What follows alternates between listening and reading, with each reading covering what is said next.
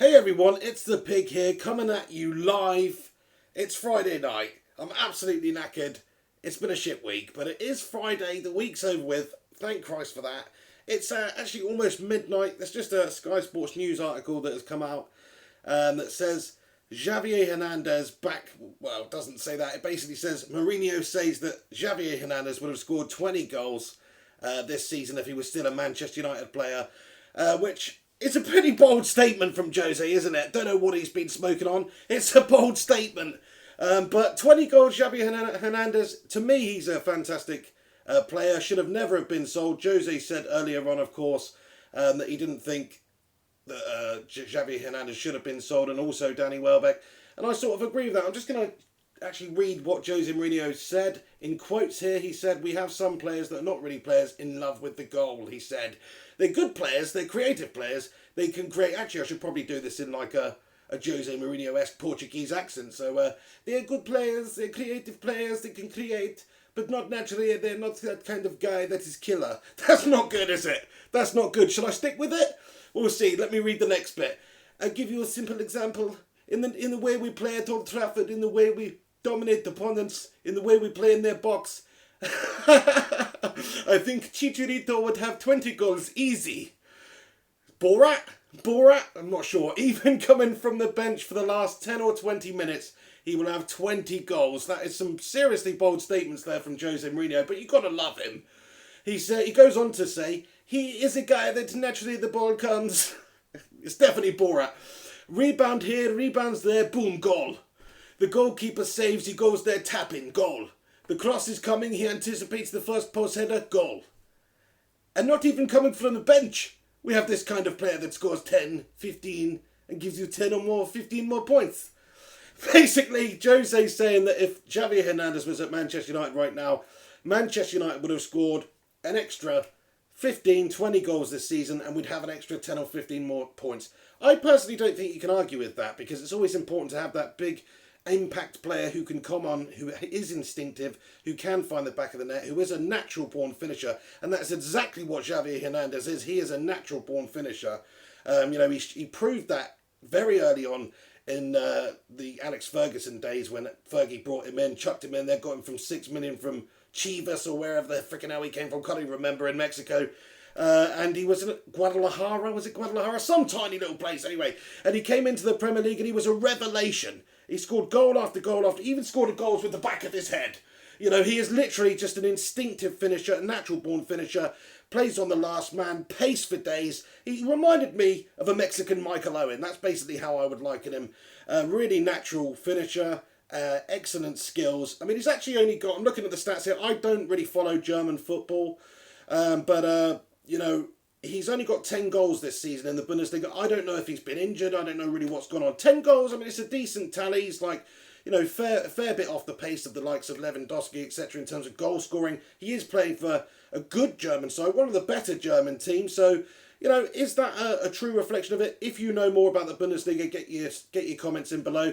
But not a fantastic return, I would say. I believe Javier Hernandez is not the sort of player who can lead your team starting games 90 minutes, 100% of the time. I think he's the sort of player who's going to come in off the bench and have big impacts in games, or you play him sporadically here and there against your West Broms or whatever, and he's gonna put in a blinding performance for you. He did that time and time again under Sir Alex Ferguson, and of course that Dutch freaking toad Louis van Gaal got rid of him. I do not know why Louis van Gaal got rid of Javier Hernandez to this day, because he just seems like he's one of the most natural finishers I've seen in a very long time. He might not get you, the amount of goals that some of the top scorers in Europe do, but I think in terms of just finishing, when he gets a ball, when he gets an opportunity, he can put it in the back of the net, and especially as an impact substitute. We all know how special it is to have such an impact substitute. In my lifetime, Manchester United have had two wonder men in those terms. We've had Javier Hernandez. I believe he was a real gem of a player that Fergie brought in, and he could come off the bench and he could score goals, and he scored many goals for Manchester United in a short time that he was there. And then of course Ole Gunnar Solskjaer. We all know about Ole Gunnar Solskjaer, the super sub himself. He pretty much, I think he's got the record for the most goals as a substitute in the Premier League, which is quite unbelievable. And when you look back on those days, he wasn't starting games. He wasn't this physical specimen, but he had an eye for goal. He had instinct, and he would come on late in games, and he would give teams a seriously torrid time. I mean, he scored 4 goals in like 10 minutes once, did Ole Gunnar Solskjaer. So that's the sort of player we're dealing with here. I think Jose Mourinho's absolutely right. He's not the sort of player that you're going to sort of put all your eggs in, but he is the sort of player you want to have in your squad who can come in and fit in games, who can also come off the bench and score goals. He said, asked if an experienced striker was on the shopping list, Mourinho said, I cannot buy a striker more experienced than Zlatan. Well, that's true, really. You can't really, unless you're going to go get Totti or something, and that's not going to happen. So he's right there. You can't really get a more experienced striker than Zlatan Ibrahimovic, and you can't deny the impact Zlatan's had this season. An unbelievable first season in the Premier League. A lot of doubters, a lot of critics saying, oh, he's too old, he's not going to come to the Premier League, too physical, he's not going to be able to do it. Well, he's proved them wrong. In a Manchester United side that has been lacking this season, certainly at times, without Zlatan's goals, where would we be? And you can't really ask for more than 27 goals in all competition from him at this stage as the 35-year-old man coming in on a free transfer. Mourinho said, we have Marcus Rashford. We believe in Marcus, that's no doubt. Are we going to buy a striker? Maybe. I didn't do that in the Portuguese voice so you could actually understand it. But yeah, Marcus Rashford, I think, okay, he's had a couple of dodgy games, but he's young. He's got a lot to learn. He's got pace for days. He's got skills. He can beat a man like no other. I think he is the future of Manchester United and the future of England. I really do. A sort of similar sort of player, you could say, to a Javier Hernandez in terms of that pace, playing on the last man, just getting one-on-one numerous times, taking it wide. Those sorts of pacey players cause all sorts of problems, and he has got a natural eye for goal. Maybe he hasn't shown it recently. But Marcus Rashford, for me, is an excellent player to have around. But if I'm Jose Mourinho, I'm looking for strength and depth. I'm looking for a really tight squad, a really good squad. You need that at this level when you're playing in all these big competitions. So if I'm Jose, I'm keeping Zlatan Ibrahimovic. I'm keeping Marcus Rashford 100%.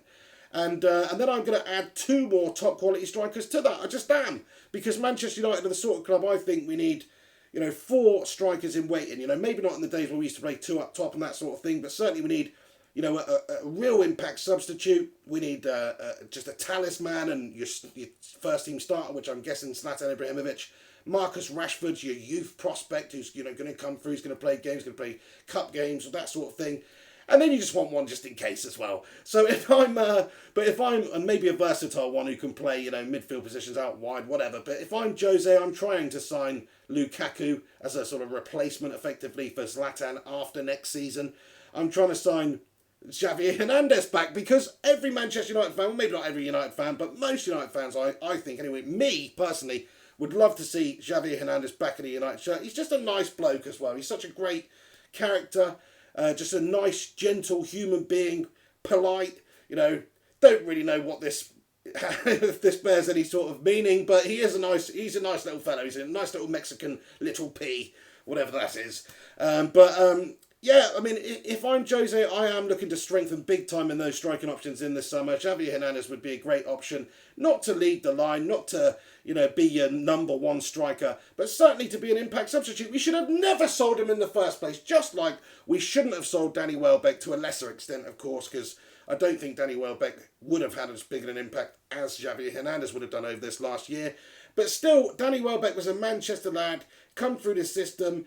He was very versatile. You could play him out wide. He often did get played out wide, playing up top. He's got a lot of pace.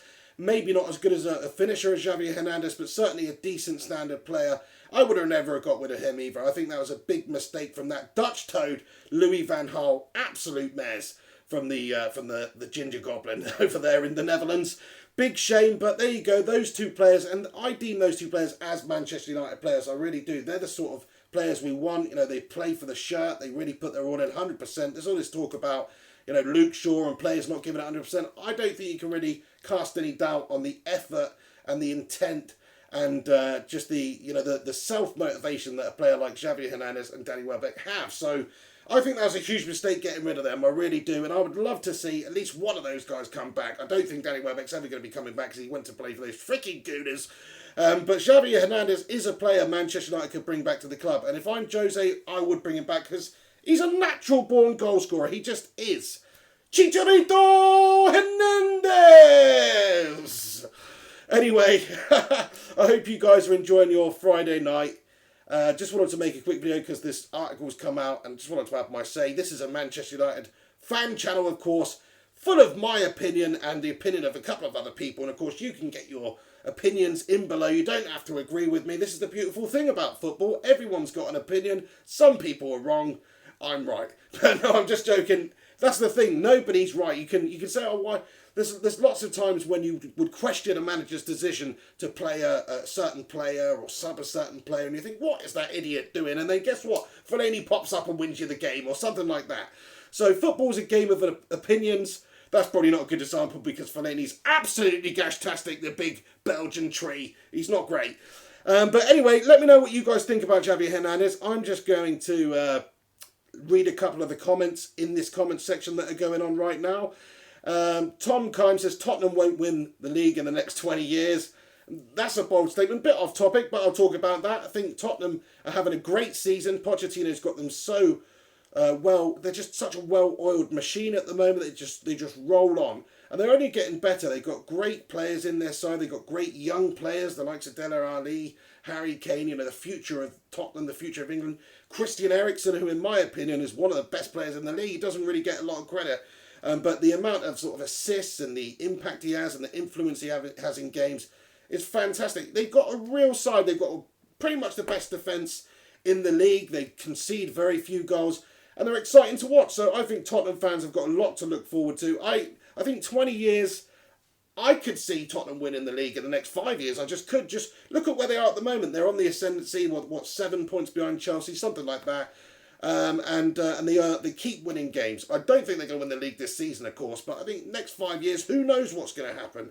If Pochettino stays, there's lots of talk about him going to Barcelona or somewhere else, but if Pochettino stays and they sign a couple more excellent players and they get rid of Vincent Janssen, or whatever his name is, you know, that bloke, then maybe they'll be in with a shot at the title. But who really gives a shit about Tottenham Hotspurs anyway? Why am I talking about them? It's all about Manchester United's title chances. That's what we've got to worry about. And at the moment, we are a mile off. So in the summer, we've got to improve our striking options. We've got to bring in a top-quality centre-back.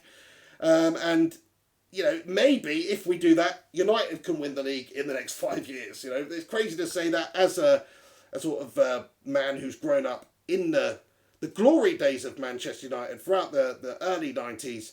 And, of course, the late 90s, 2000s, all that period, watching Manchester United win, it seems crazy to say, oh, I hope Manchester United win the league in the next 5 years. And that seems sort of like like an optimistic statement, because Manchester United are all about winning trophies. We just haven't managed to do it since Fergie left. The wheels have sort of fallen off, and we've tried to patch it up a couple of times. We tried Moisey, didn't work. We tried Louis van Gaal, that didn't work. Now we've got Jose. Is it working? I mean, right now it's not looking a whole lot better, but I still personally believe that if you look overall of the season, we are playing better football and we're being a bit more excited and we're going in the right direction, more so than we were under Louis van Gaal anyway, because that was just painful days. That was painful days. Such terrible football. I mean, you look at the last couple of games where Manchester United have played very poorly, played very slow, played long ball at times.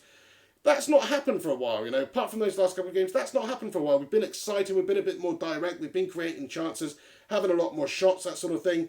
But under the Louis van Gaal era, it was just like that every single week. So just count your lucky chickens, count your lucky stars that those days are over. Anyway, pretty much going to wrap it up there. Oh, Ryan Kirkpatrick with a little comment, my favourite Scouser, if there is such a thing. He says, you need Griezmann to win the league, but you won't get him.